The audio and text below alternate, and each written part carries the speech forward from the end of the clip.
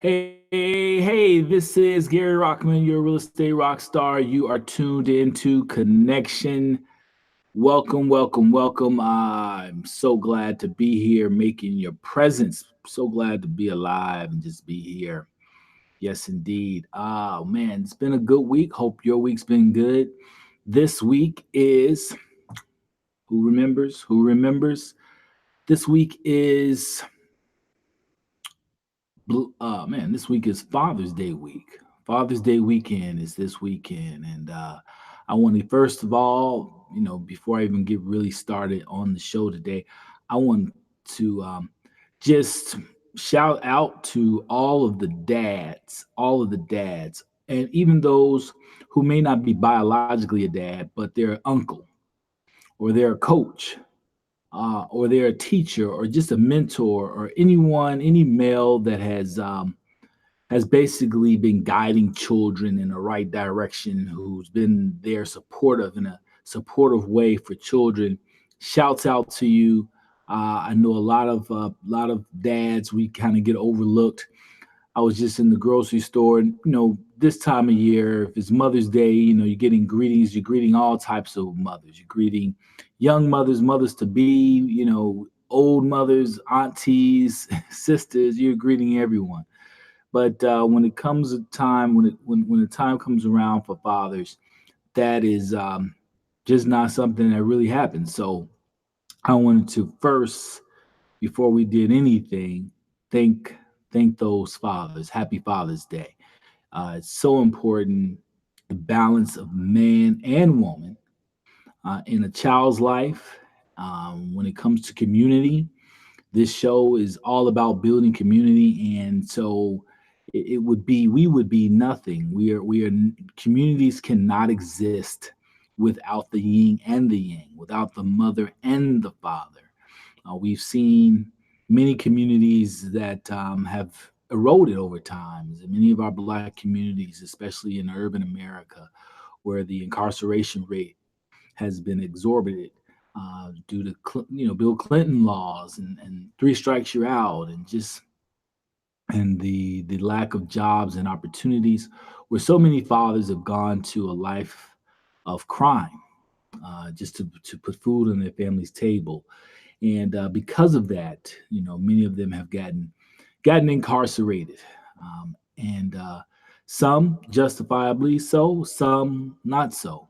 And we'll get into that. That's kind of really what I wanted to discuss today. But the absence of those fathers is a major reason why you see the eroding of our communities. And I want to change the narrative or correct a false narrative that Black fathers don't exist, or that we're not trying to be a part of our child's lives.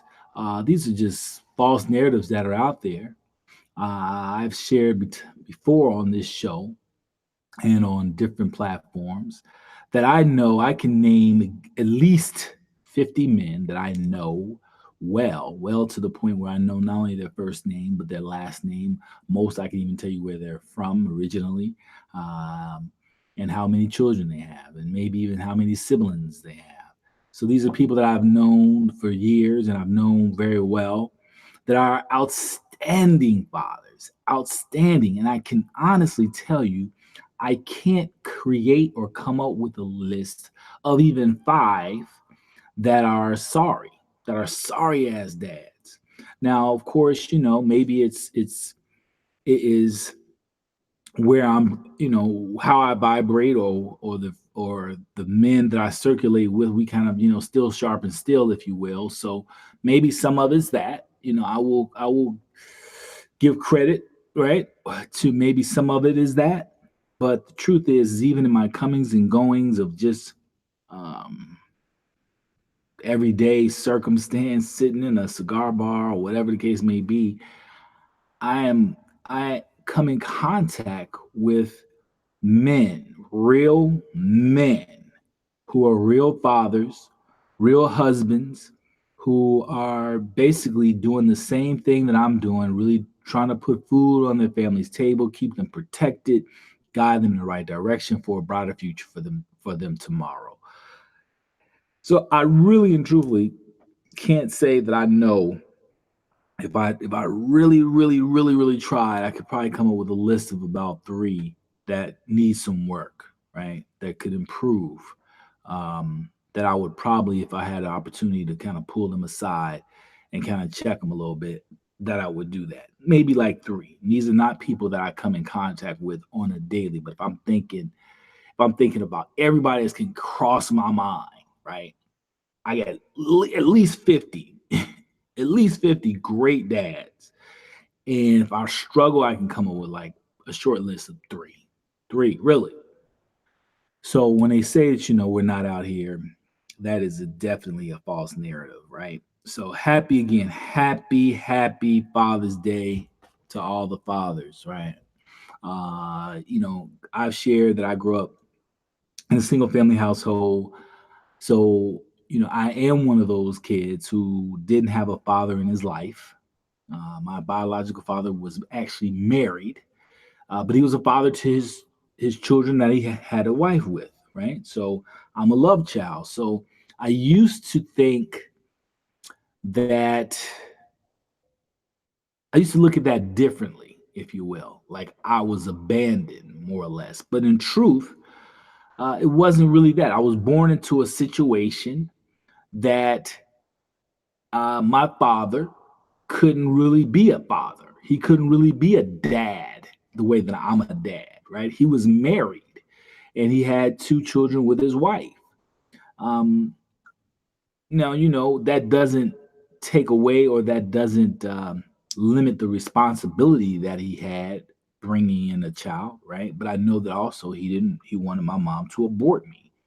So, again, not justifying anything that he lacked, but at the same time there was a situation that was partially the cause, right? And it really was two people going into that situation knowing some things, two adults going into a situation knowing some things, that in the event that there was a child, right, that would come out of that there would be some struggles, there would be some challenges in raising that child, because the likeliness of the two of them, my mom and my dad, getting married and doing a traditional, quote unquote, route, going the traditional route, was not likely, and that was kind of known in the beginning.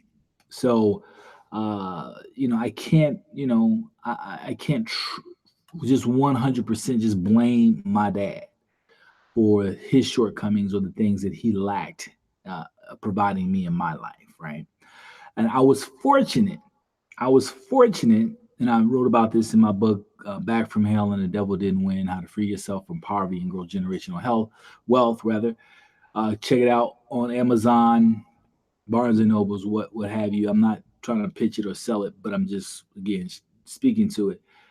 Uh, I wrote about the fact that I was blessed to have so many male role models, uncles, my Pastor Kenneth Corby, who's deceased now, my Uncle Kenny, who's also deceased now, my Uncle Junior, who's also deceased now, um, my Uncle Hugh.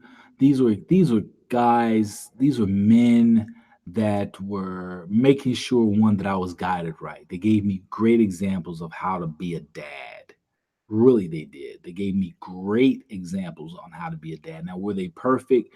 No, and I could see certain things where I wanted to improve, and hopefully I have. But they were solid ass guys, solid fathers, solid uncles, brothers, sons. They just were solid men. And then I went on, like to in different walks of my life, right? So in high school, shouts out to my shop teacher, Rodney Walker. Mr. Walker was like more. He was closer to our age because we were in high school. I was probably like so I'm 17, and Mr. Walker was in his early 30s.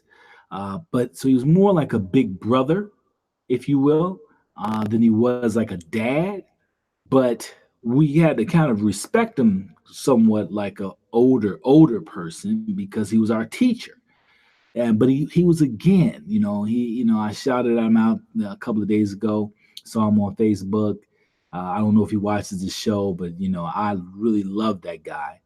He was just such a good dude, and I mean, at 30, at his early 30s, he really was showing us how it was done. Right? Not only was a teacher teaching us the trade of sheet metal, but he was also had his own business. He was an entrepreneur as well. So when he wasn't at the school, he was actually, putting in ductwork somewhere or putting in fans, commercial fans. I mean, and he would hire his students to go on jobs with him. And this is back in the late 80s. And this brother was paying us like $15 an hour. This is, I mean, man wage back then. I mean, there are people right now that are getting $15 an hour. But we're talking literally 30 years ago and more, 30, 31, 32 years ago, where he was actually paying us $15 an hour to go out and work with him on these construction jobs. But just a solid dude. I remember him constantly talking about his wife and his daughter and just being a good dude. He bought real estate. He had an apartment building. And, so a lot of the things that, I saw, a lot of the men that I saw that I was around were big influences on who you see today. And I just want to, again, I want to shout them out. I want to shout them out. I had two great cousins, my cousin Philip Hawk and my cousin Brian Hawk, with just big, my brother, of course, Jerome Motley. Uh, my brother Jerome has suffered from depression all of his life, but he was a good dude. Always been a good dude, just a good dude.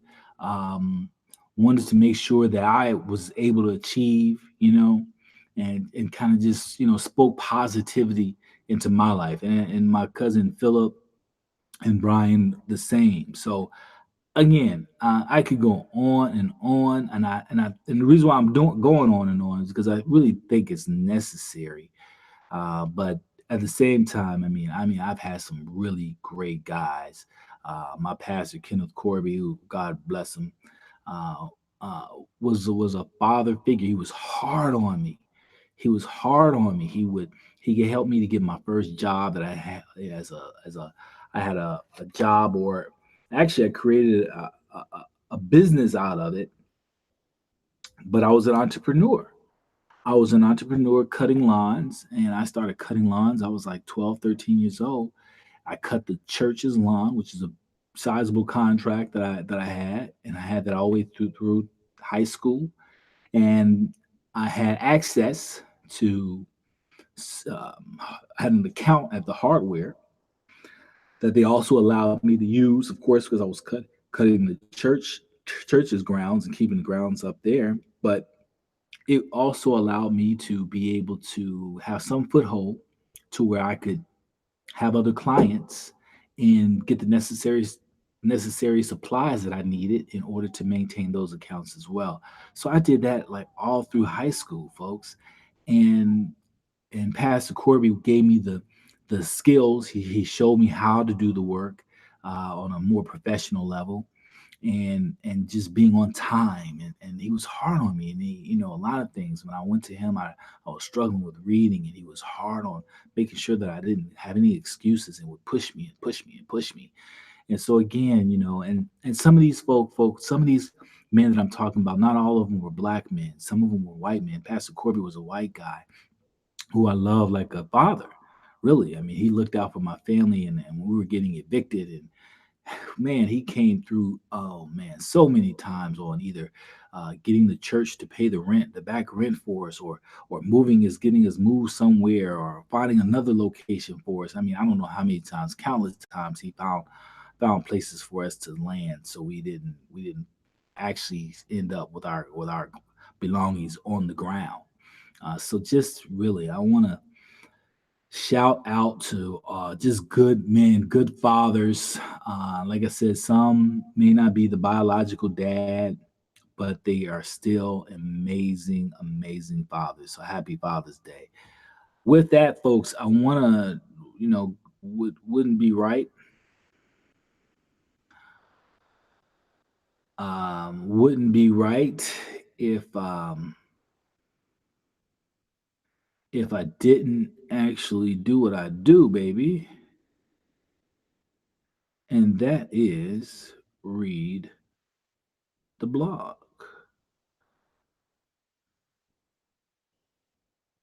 That is read the blog. So now I haven't written one for June, but if you remember, I wrote my May blog late. Wrote my May blog late. So that blog is um is here, but I don't actually want to read the May blog, folks. Don't want to read the May blog. Um, there's a lot going on in the country, well, as always, right? A lot going on, and I don't want to read the May blog. There is, hmm, there's so many things that are popping off right now. I've been having some really good discussions too in the last few weeks with some folk. And I could read one that I was inspired to read at another time, but I think I'm gonna go with what say you white privilege. So this is actually the blog that I wrote back in March. Um, I think it ties in with today's uh, today's discussion. And I do again before I even start. I want to apologize because a couple of weeks ago I took a couple of breaks, took 2 weeks off, kind of trying to work on some things with the show. Today I'm not actually on the podcast. I'm just doing it live on the YouTube channel because we're still having some technical difficulties. And so I want to apologize. I did a show on reparations a couple of weeks ago. It's still up. It was a really good show. I hadn't done a show where I felt really good while I was just by myself.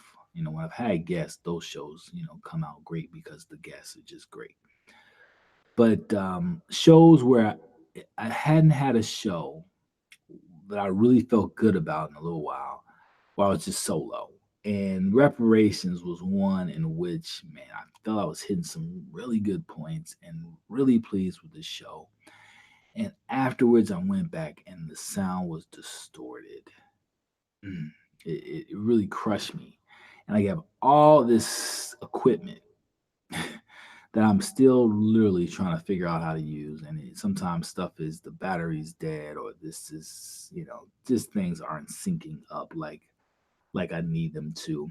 And I plan to get an intern to kind of really show me how to do all this. I've been learning on the curve, right? I don't know.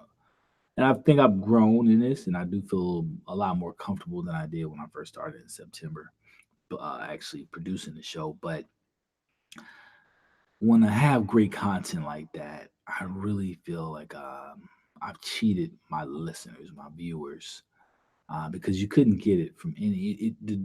The sound quality was poor on every platform. It was just bad, and yeah, and I now see some of the reasons why that's happened. Um, so I'm checking. Before I did this show, I checked to make sure things were right, and they weren't. I was just my kids did a show last night, and I had to work through it with that and to make sure that their show was good. So that's why I know now what's wrong, what's right. But yeah, too, if you haven't checked out the kids, check out their YouTube channel. It is Stock Up Kids. Stock Up Kids. They did a show yesterday about business plans, and they're doing really good. And they spoke this week as well. They spoke to Kappa Leaguers over for the Baltimore alumni chapter of Kappa Alpha Psi. Had the kids come in and speak to their Kappa Leaguers, and that was a great showing. I put that on Facebook. The kids were very involved. Not a big crowd, about 10 kids, but they were all very engaged. And the end result is that they learned something. And most said that they would use what they learned go, going forward. So that was what we aim to achieve. That being said, so yes, what say you white privilege? What is America but a system of narcissistic privilege so laced in greed and destruction it knows no morality?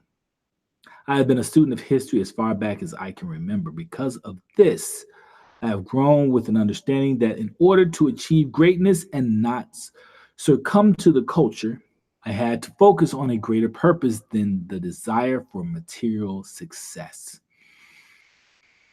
I had to search my soul for what I believe is the real purpose of my own existence.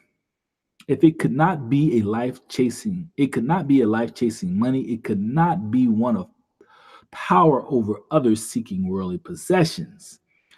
For these quests can be easier to obtain if I were willing to compromise my morality. I had to instead choose a life of ultimately more fulfilling and what I believe more sustainable. However, oftentimes harder and more challenging. I too have struggled to not allow that little self on my shoulder to distract me. I too have drifted away from my purpose to only arrive at a place of disappointment, not because I didn't hit my mark, but because the shiny object, ego, was so appealing it caused me to doubt my inner voice, to question my existence and instead consider selling out for what I know to be fool's gold by cheating and cutting corners. Thankfully, I have attracted guides, even angels, to get me back on the path that allows me to live a life of purpose and freedom. It is because of this blessing that I am so firm in my convictions. As I reflect on our current environment where the cream rising to the top is becoming more apparent to the masses, I give pause. I, like so many Black people, have always known the system was an unjust one. I have always known the firsthand as a young child from a single parent household living well below the poverty line, living in communities that lacked equal resources, even as equal to poor white children with similar backgrounds as mine. See, this new reality for the naive that rich whites and privileged cheat to get their children into better schools is not new information for those living Black in America. It is and has always been our reality since the first ships searching for a new world, led by William Bradford, arrived at Plymouth Rock. Since the knowledge that Christopher Columbus could not have discovered land that had already been occupied for thousands of years before his existence. It has always been Black America's reality since knowing we could die in every war fighting valiantly to defend our homeland only after winning to be treated worse than the enemy we died to conquer.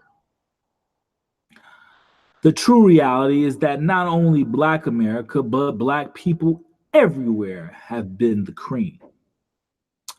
We have played by the rules of the game, never designed for us ever to win. We have and we continue to be questioned on our intelligence and ability. We still find no justice in a criminal justice system where equal and oftentimes lesser crimes deal with us more harshly and less humane. Yet, even with these blatant discriminations, we rise. We continue to bear the blows of hatred, and although not easy, we rise. So the real question is not rather do privileged whites cheat steal, or murder for self gain, but rather in order to save their souls and the souls of their future generations. Will they change? Hmm. This has been the true hope of Black people. It has not been of our own acceptance, but that such an inhumane people would one day correct the error of their ways, so that we can all return to a time of true purpose and alchemy. If not, America will continue to be a system of narcissistic privilege, laced in greed and destruction that knows no morality, and this, its own demise, will inevitably be itself. So, yeah, folks, that is the March blog. I thought it was important to read that one because the topic that I want to talk about today is Essential Part 5. Now, I don't know how many people have actually caught the episode on Netflix, but there's an episode on Netflix right now, documentary of such or sorts. It's giving you a little bit of I think it's four shows, sharing with you what these young men went through, how they were basically charged, the event of the night of the event, how they actually were charged, and uh, what they experienced when they actually were incarcerated. And it is, I want to say, it now. I want to first of all go out there and I want to say it's a show, it's a perspective. It is when we tend to see documentaries or we see things that are supposed to be historical in nature or have a semblance um, to the actual happenings, we take everything in it as truth. And so I want to go first by just saying, look, it was made for television. Okay. Um, so there of course can be some things that are exacerbated for the purpose of entertainment. That being said, though, it appears to be very accurate and realistic. Very, very. I want to warn anyone who hasn't seen it. It is very, very hard to watch. It is very, very hard to watch. I watched it. My son started watching it with me. So Khalid's 11. He started watching the first episode with me. I want to say he made it about halfway through before he just had to tap out. He was like, Dad, I can't watch any more of this. And he typically will watch, I mean, we've watched all types of documentaries. I mean, some heavy ones. He's watched some heavy stuff with me, and we know we have a download, where we'll discuss and see how his perspective on it, and I'll share my background and perspective and what I got from it, and we'll do all that. But he couldn't even make it past the full episode, the first one. I want to have him and Spirit watch all four, but again, I don't want to make them watch it because again, it is a hard watch. It's a hard watch. I'm a Black man in America, man, and I've experienced certain things, but shit was just a very fucking hard watch. It is, from what I understand, is the most watched thing on Netflix. I don't know. I don't know if I read if it was historically the most watched, but currently, I know that it is the most watched thing on Netflix right now. So it's blowing up, and it should. Their story should be told. Um, a lot of things in it were not shocking. Again, and that's why even the blog that I wrote were not shocking that happened, and even some of the things that they went through in jail. None of those things really were shocking. It was just very. It just hurt a lot, right? Because you know that these things occur, but just understanding how they got there and that they did not deserve what they received in jail or even prior to jail, that they didn't deserve that, is what makes it that much harder, right? And not that anybody deserves the things that go on in prison, but when you have someone or someone's who haven't committed a crime, who have been, and I don't want to, I mean, I don't know if you can give a spoiler away, but these kids were railroaded by the system. The prosecutors in this case, they knew that these children were not guilty. They knew it from the beginning. They were on a witch hunt. They went out looking, they were instructed, or they instructed the police to bring back bodies, bring back black boys who were in the park that day, and they were going to basically pin this charge on them. That's what they were instructed to do.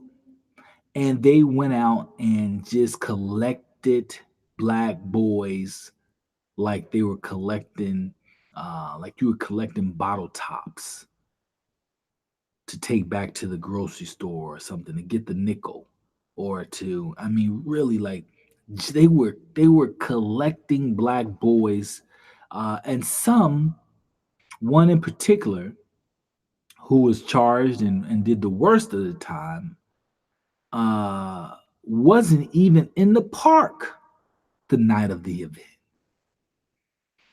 and went to the police station with a buddy for moral support. I'm telling you, it's hard to fucking watch.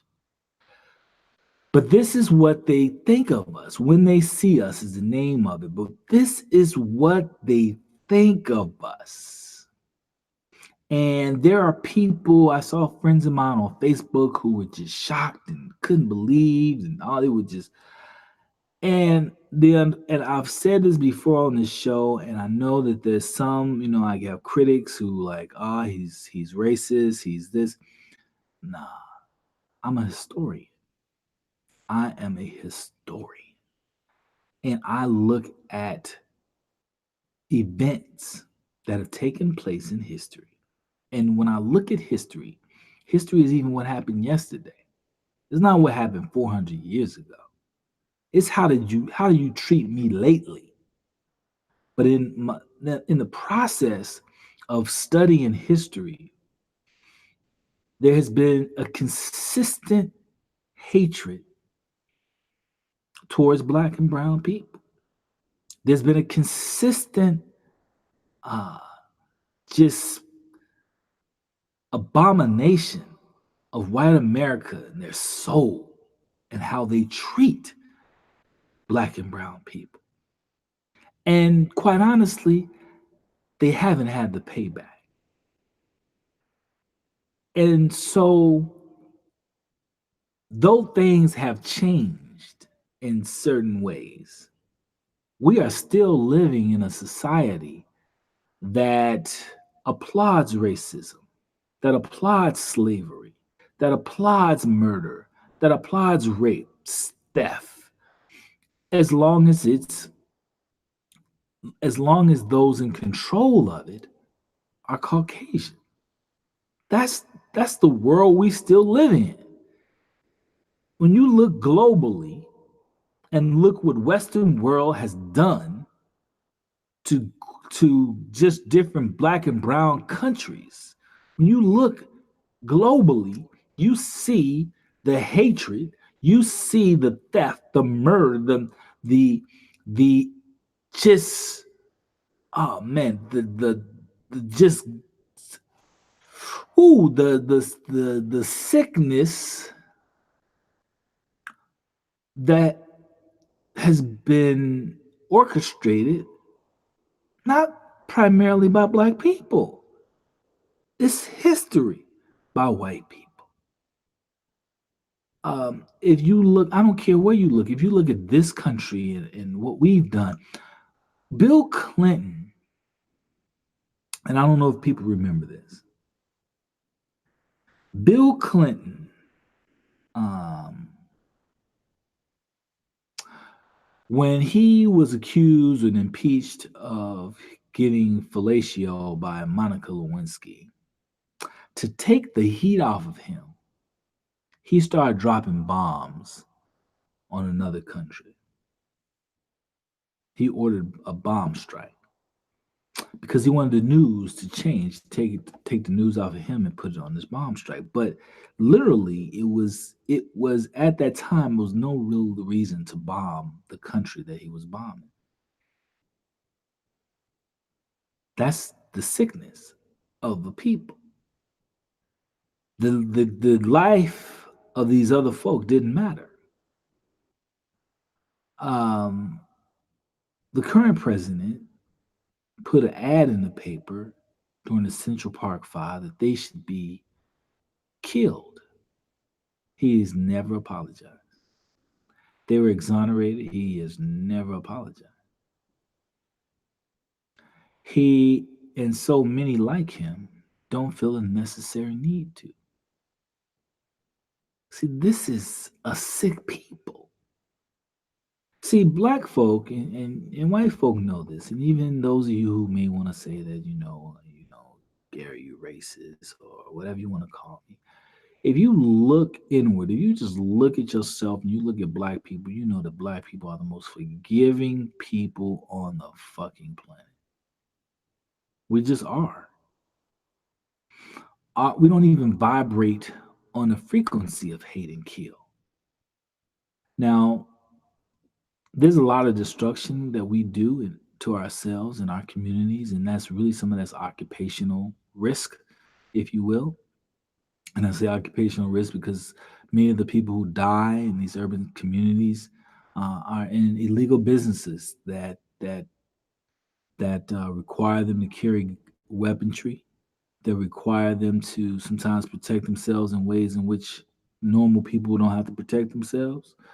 And it's no different than prohibition and the Italians during prohibition or the Irish. But it is what it is, right? But that is not who we are historically as a people. We're not that. We're not that. Typically, when we innocent people do get killed in situations like that, but they're not who we're targeting. We don't typically target innocent people. We don't sit up and just shoot up schools. We don't go and just shoot up clubs. We don't have that type of hatred where we're just going to kill everybody in sight. And that's historically something you can look up yourself. But you have a people who historically have raped, have murdered, have just done the most foul and malicious things to other human beings purposely. So none of what I saw from that standpoint surprises me about the Central Park Five and the prosecutors in the case. They didn't see these young men as human beings. They had no regard for their lives and how they were affecting their lives. They thought they were garbage just to be thrown away. And so as they say, we are sleeping with the enemy. When you believe that somehow they have your best interest at hand when they're teaching your children,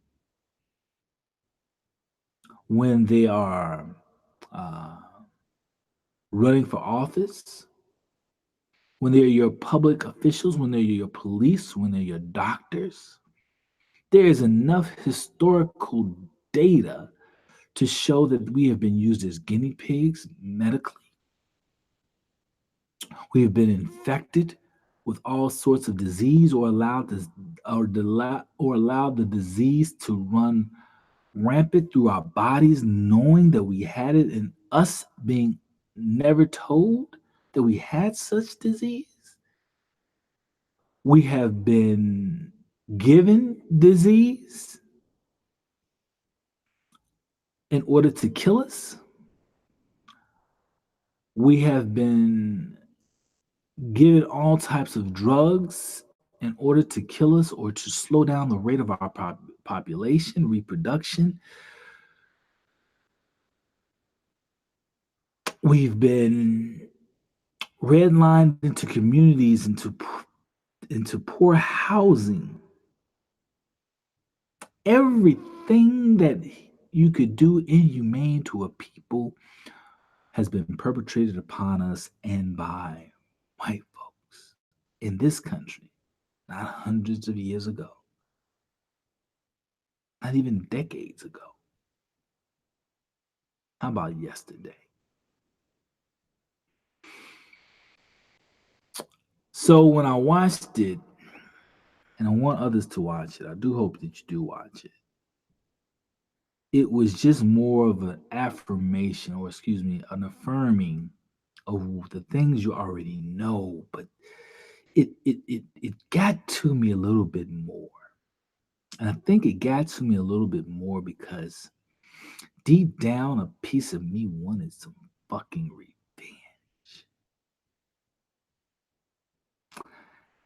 I watched it and I said, "Hmm, how can one get revenge? Hmm, how can one even protect themselves from such a foul people willing to do something like this? The system is set up for our failure.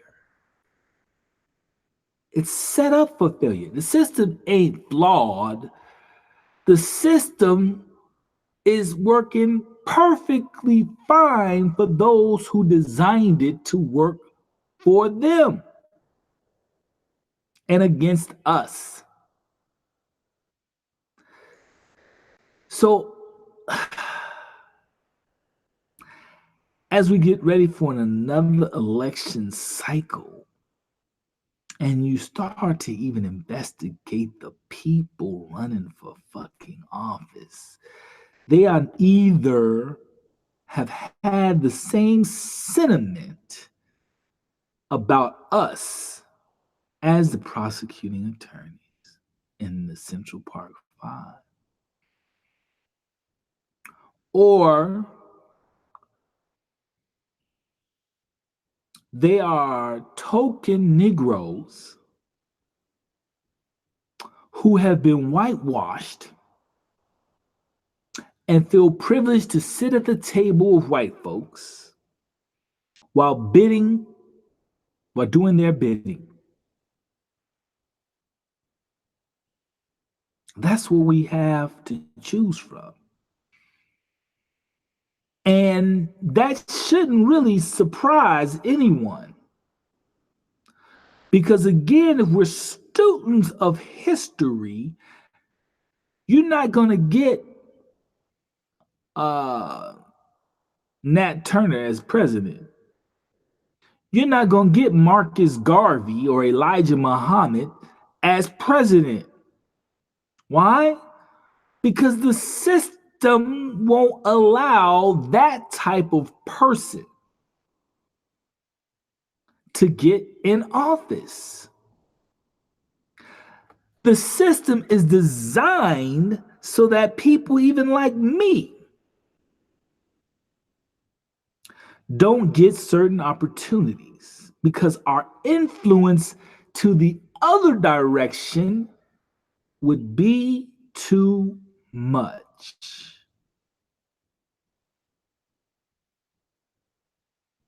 That's why people like Muhammad Ali are amazing fucking people. Because he pushed against the system And though he had some difficulties, they weren't able to break him.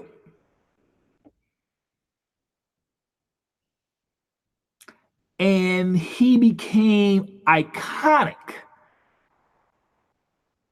and endeared and by so many. And the system can't have that. Can't have too many of those. Can't have too many of those. So it will sometimes, if we don't go out and be entrepreneurs and do our own thing, really do our own thing, then we have to then play by their rules. They've got to kind of approve you being in the room. There's a show on Netflix called The Black Godfather. And people got all excited about watching this show. And I'm going to talk about that show probably next week, but I wanted to do more research because the Black Godfather, from what I'm gathering, was put there to keep other Black folk from uprising during a time when we were getting our Black power on. But many thought because this is rich Black guy and he's making some moves and he can go in this room and be in this circle and that circle and he has influence, that was, man, he was just a bad Black brother. And again, I don't want to speak too much on it yet because I still have some research I need to do. But there's more to it than that.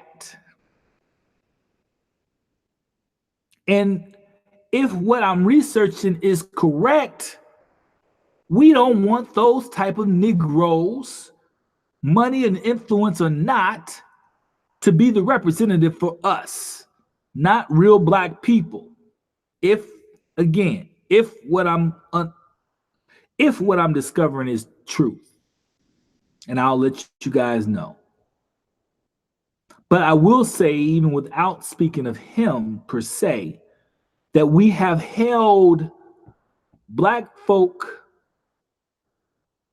up. We have praised them and held them in high regard when in truth, they were just put in place to keep us in control. When in truth, they were given money so that they could continue the false narratives to keep us killing and murdering one another, to keep us hostile in our communities.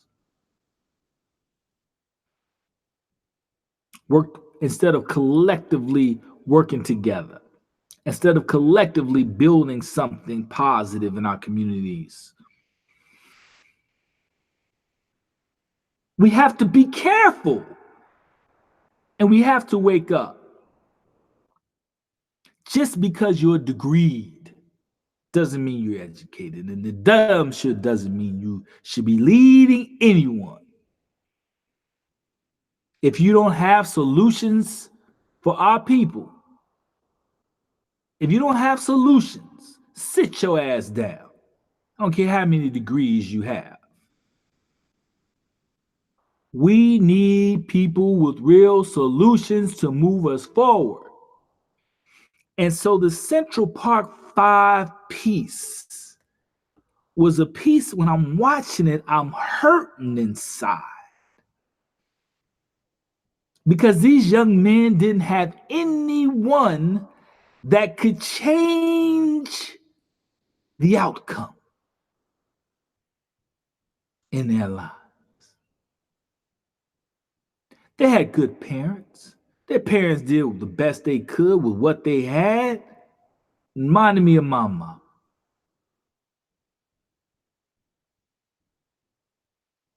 But what they had wasn't enough to stop their children from being railroaded by the system. It's a fucking giant of a system. And it is hell bent on breaking black and brown.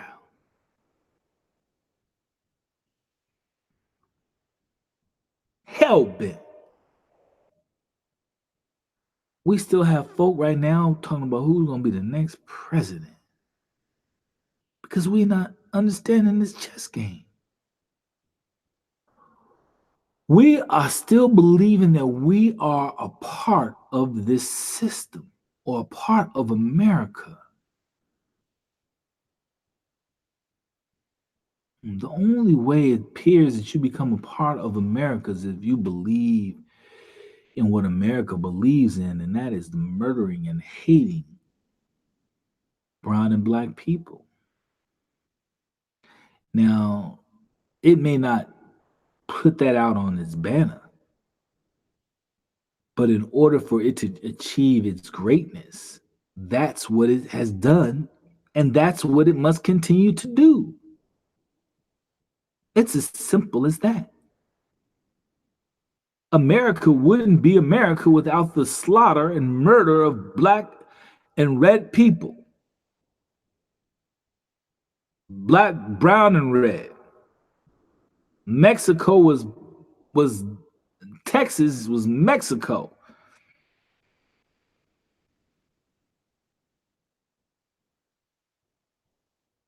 America wouldn't exist as we know it today without the slaughter of black, brown, and red people. It can't sustain itself without exploiting black and brown people globally. That is the policy of America.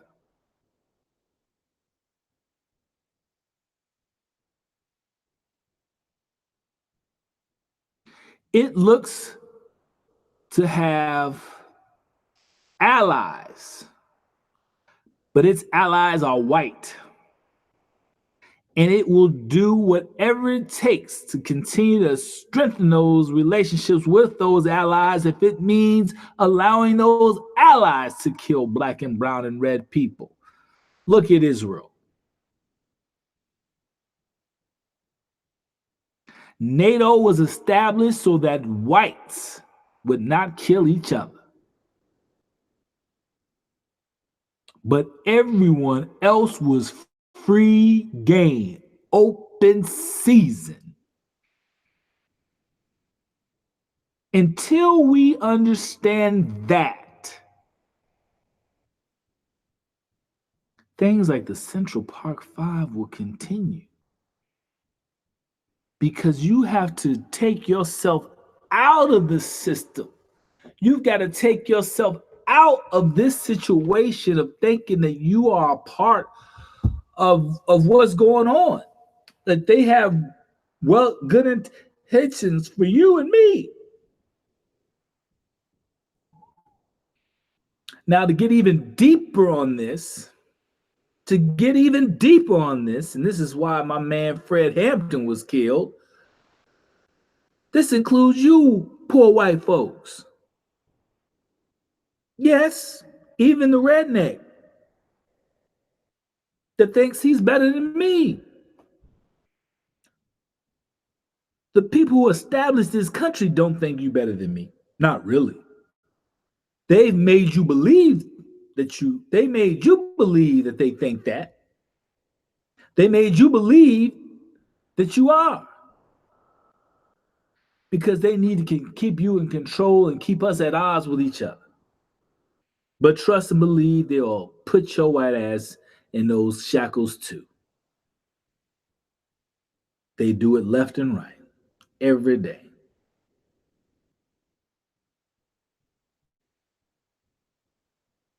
But they won't do it as quickly with you as they do with us. And that all has to do with historically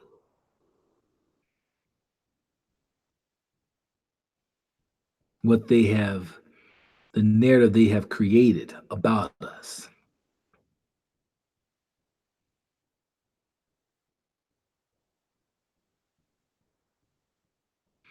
The Central Park Five, these young men were railroaded by the prosecutors and police.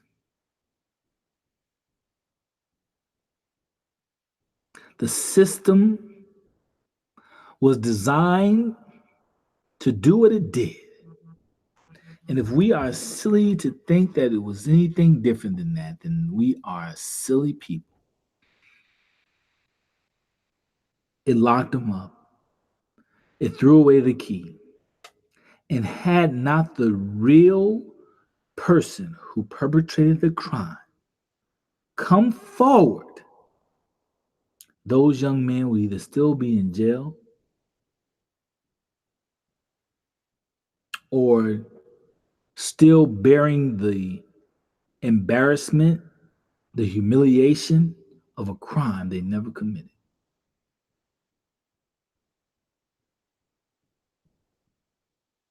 And trust and believe, the Central Park Five are not the only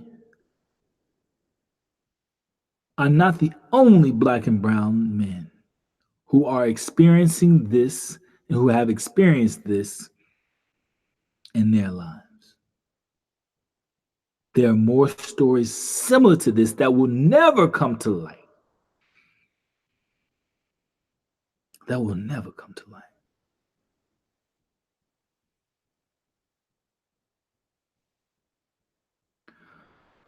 We must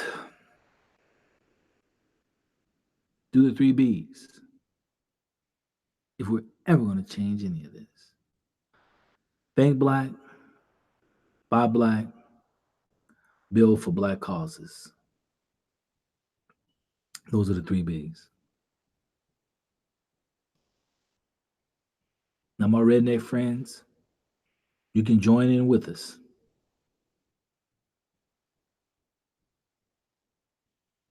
But you got to get the hatred out of your system first. You got to get the false narrative thinking that you're better out of your system first.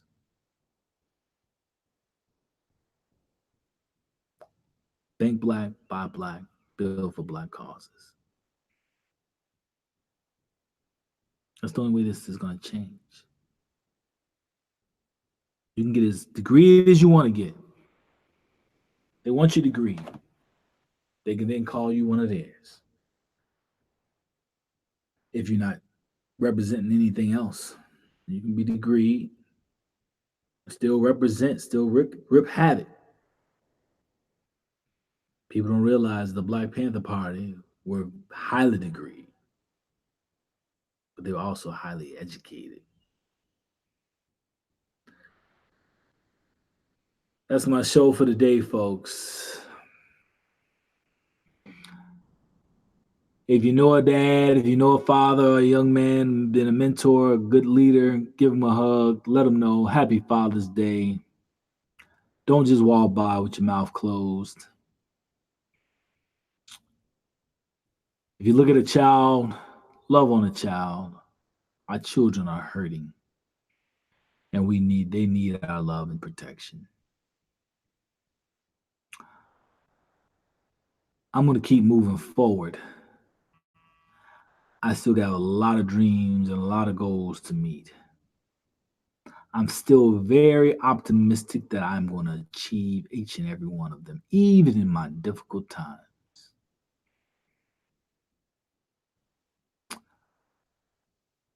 I am black. I am beautiful. I am strong. I am the cream rising to the top. Rising to the top.